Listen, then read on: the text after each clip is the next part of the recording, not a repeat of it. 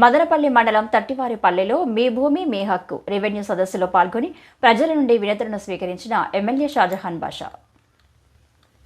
మదనపల్లి మండలం తట్టివారిపల్లె పంచాయతీ పరిధిలోని గ్రామాలు వెంకప్పకోట, పామూరివారిపల్లె పరిధిలోని గ్రామ రైతుల కొరకు మీ భూమి మీ హక్కు రెవెన్యూ సదస్సులో రైతులు పాల్గొని మీ భూ సమస్యలను పరిష్కారం చేసుకోవాలని, అలాగే మరి ఏ ఇతర సమస్యలు ఉన్నా కూడా తెలపవచ్చు అని, అన్ని శాఖల అధికారులు ఇక్కడే ఉన్నారని, మీ సమస్యలను త్వరితగతిన పరిష్కారం చేస్తామని తెలుపుతున్న నోడల్ అధికారి అమర్నాథ్ రెడ్డి.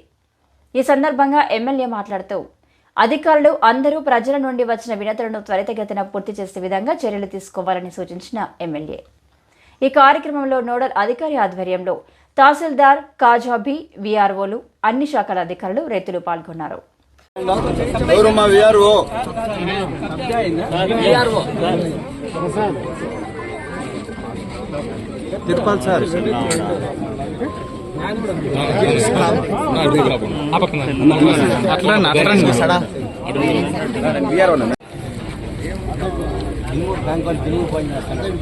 ఎందుకు తీసేసినారు? ఎందుకు సర్వేలు అన్ని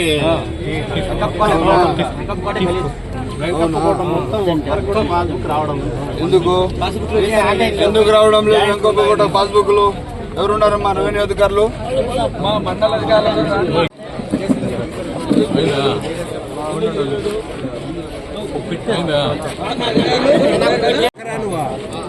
కోర్టు ఆర్డర్ కాపీ పెట్టినారా? దీనికి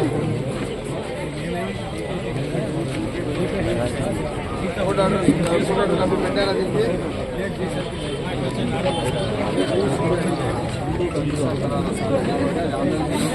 ఇక్కడే ఉండండి. పాస్బుక్ కోసమా? ఎక్కడ ఉండేది మీరు? బసిన్కొండకి పంచాయతీ వస్తుందా? బసిన్కొండలో వస్తుంది కదా. మంగళగారిపల్లె బసిన్కొండ పంచాయతీలో వస్తుంది కదా. మరొక్కసారి రాష్ట్రంలో గత 5 సంవత్సరాలు జరిగిన అరాచకమైన ప్రభుత్వానికి, వాళ్ళు చేసిన భూ కబ్జాలకు, వాళ్ళు చేసిన భూ మాఫియాకి వాళ్ళకు స్వస్తి పలుకుతూ ఈ రోజు మీ ముందుకు వచ్చి ఒక్కసారిగా ప్రజలు, అధికారులకు మమేకమై మీ సమస్యలు మీ ముంగటిలో, మీ పంచాయతీలో, మీ పంచాయతీ ఏదైతే ఆఫీస్ ఉందో సచివాలయంలో మొత్తం మండల అధికారులందరూ వచ్చి మీ సమస్యలు పరిష్కారం చేయడానికి పూర్తి స్థాయిగా రాజకీయ నాయకులతో సహా, ఎమ్మెల్యేలతో సహా, మంత్రులతో సహా స్వచ్ఛందంగా రాష్ట్ర ముఖ్యమంత్రి గారే మీ ముందుకు రావడం జరిగింది. ఇది ఎందుకోసం? మొన్న నేను బాలేవాళ్లపల్లిలో ఇదే రెవెన్యూ సదస్సులో 220 అర్జీలు వస్తే 2 అర్జీలు మాత్రమే వేరే విషయాలకు వచ్చాయి. గత దాదాపు 218 అర్జీలు వచ్చిందే ఒక్కసారిగా భూ వివాదం పైనే. అన్నా, మాకు 20 సంవత్సరాల నుంచి భూమి ఉంది, 20 సంవత్సరాల నుంచి మా పట్టా పాస్బుక్లు మాకు ఇవ్వలేదు అన్నా. మాకు వచ్చి దాదాపు 30 సంవత్సరాల నుంచి మా నాన్నగారు చనిపోయినారు. 30 సంవత్సరాలు అయినా కూడా మాకు ఆన్లైన్ 1B అడంగల్ కాలేదు. నేను సూటిగా చెప్తున్నాను రెవెన్యూ అధికారులకు, మనం ఏమి కొత్తగా భూములు ఇవ్వడం లేదు. ఏదైతే భూములు వాళ్ళ పిత్రాజితం కానీ, వాళ్ళు కొనుగోలులో కానీ, వాళ్ళు ఉన్న పొజిషన్ లో ఉన్న విధంగా కానీ, వాళ్లకున్న భూములు వాళ్ళకి ఇవ్వాల్సిన బాధ్యత మనది. మనము ఒక స్వచ్ఛందంగా ప్రభుత్వం కోసం, ప్రజల కోసం బాధ్యతగా పనిచేసి ఉన్న రెవెన్యూ డిపార్ట్మెంట్ వాళ్ళ కోసం బ్రిడ్జ్ లాగా పనిచేసి వాళ్లకున్న హక్కులకు వాళ్లకు పుస్తకాలు ఇచ్చే బాధ్యత ఈ ప్రభుత్వం. పాస్ పుస్తకాలు కానీ, ఆన్లైన్ కానీ, మిటేషన్ కానీ, 1B కానీ సకాలంలో వాళ్ళకి ఇస్తే, అదే రైతుకి ఏదైనా అవసరం పడితే ఆ పుస్తకాలు తీసుకొని పోయి తక్షణం ఆయన ఏదైనా అవసరం పడితే బ్యాంక్ లోనో ఎక్కడో ఒకతానో లోన్ తీసుకొని వాళ్ళ పిల్లలకో, వాళ్ళ అవసరాల పెళ్లిళ్ళకో వాళ్ళు వాడుకుంటారు. మనము కానీ వాళ్ళకు సకాలంలో రెవెన్యూ పాస్ పుస్తకాలు కానీ, 1Bలు కానీ ఇవ్వకపోతే వాళ్లకు జరిగే అన్యాయం, వాళ్ళ కుటుంబీకులందరూ పడే కష్టాలు సామాన్యమైన కష్టాలు కాదు. రేపు వాళ్ళు వచ్చింది 5 రూపాయల వడ్డీకి, 10 రూపాయల వడ్డీకి పోవాల్సి వస్తుంది. వల్ల ఒక్కసారిగా భూములు కూడా వాళ్ళు కోల్పోతారు. ఎవరో ఒక రాజకీయ నాయకులు వచ్చి నీతో కాదు, నీ భూమి మాకు ఇచ్చేయి, మేము 1 బిల్ చేసుకుంటాం, మిటేషన్లు చేసుకుంటామని పూర్తి స్థాయిగా రైతులకు నాశనం, వాళ్ళ జీవితాలు అసలు వెలుగులో రాకుండా చేస్తున్నారు. ఈ రోజు ఈ రెవెన్యూ సదస్సు ద్వారా మీకు తెలియజేస్తున్నాను, ఇది ఏదైతే పట్టణానికి దగ్గరున్న తట్టివారిపల్లి గ్రామం, ఇది చాలా భూములు, విలువైన భూములు, వీళ్ళ పాస్బుక్లు, వీళ్ళ బుక్కులు వాళ్ళకి సకాలంలో ఇవ్వాల. ఇక్కడ చూడండి, మా టీడీపీ సీనియర్ కార్యకర్త విజయలక్ష్మి అక్క, ఆమెకే ఇంతవరకు పాస్బుక్లు జరిగి ఆయన న్యాయం జరగలేదని ఆమె చుట్టూ తిరుగుతున్నది. ఏం సందేశం ఇవ్వబోతున్నాం మనము ప్రజలకు? మన పైన చాలా పెద్ద బాధ్యత ఉంది. ప్రజలు ఏదైనా సమస్య పైన వస్తే ఏదో ఒక విధంగా వాళ్ళ సానుకూలంగా సమస్యలు విని సకాలంలో అది పరిష్కారం మార్గంలో పెట్టాల. మనము కానీ సకాలంలో పరిష్కారం మార్గంలో పెట్టకపోతే వాళ్ళు ఇంకా ఏం చేసుకోలేక తిరిగి ఎవరో ఒక రాజకీయ నాయకుడి చేత భూమి రూపాయికో పొలంకో 2 రూపాయలకు అమ్ముకునే సందర్భాలు వచ్చేసినాయి. అటువంటి సందర్భం రాకూడదు. ప్రజలకు మనకు స్వేచ్ఛ కల్పించాల, వాళ్ళకు రావాల్సిన హక్కు మనం వాళ్ళకి కల్పించాల. వాళ్ళకి ఏ హక్కు ఉన్నా కూడా మనం సకాలంలో అందించాల. ఈ రోజు నేను తెలియజేస్తున్నాను, నిన్న కూడా అది ఏదో ఒక ఎక్స్ మిలిటరీ మ్యాన్, చాలా బాధ అయింది. వాళ్ళ తండ్రి గారు వచ్చి ఈ దేశం కోసం సేవ చేశారు, ఆయన ఈ దేశం కోసం సేవ చేశాడు, వాళ్ళ బిడ్డ కూడా ఇప్పుడు ఈ దేశం కోసం సేవ చేస్తున్నాడు.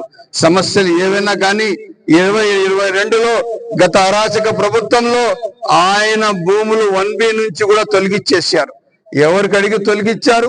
మిలిటరీ పట్టా ఇచ్చినోనికి మిలిటరీ పట్టాకి లేకుండా, అర్హుడు లేకుండా చేసే అధికారం ఏ ఒక్కరికి ఉంది?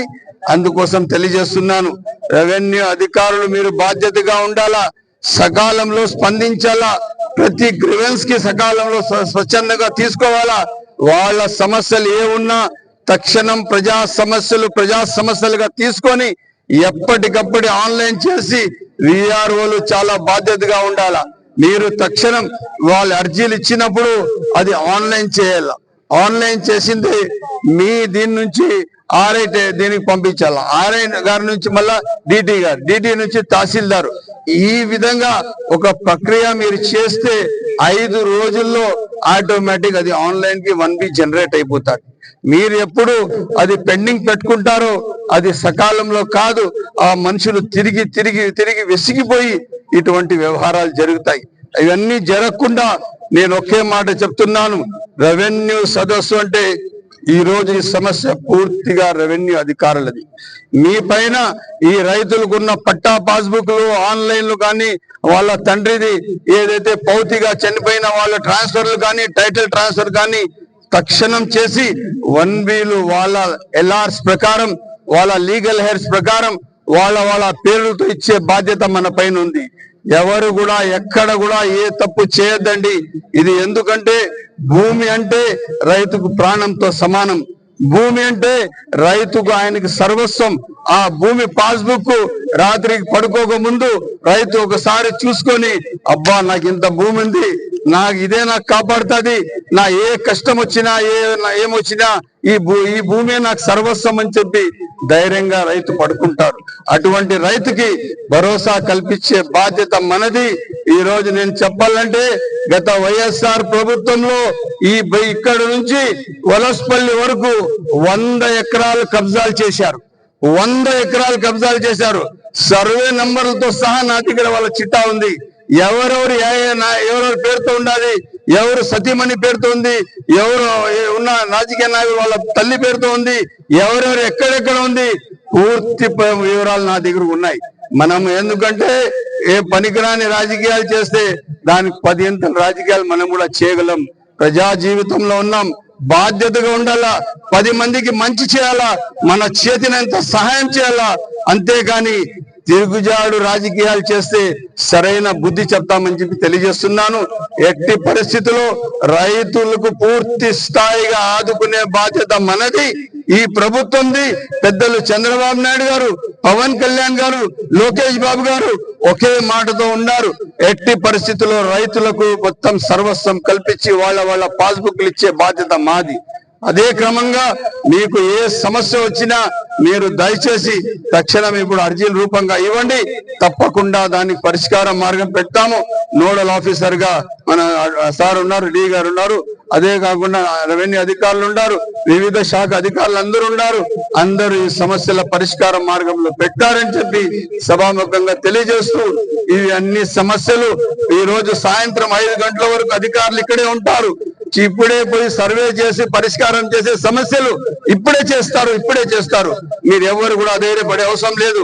మీరు ఏమన్నా సమస్యలు అట్లా పరిష్కారం కాకపోతే మీరు నన్ను కలవచ్చు.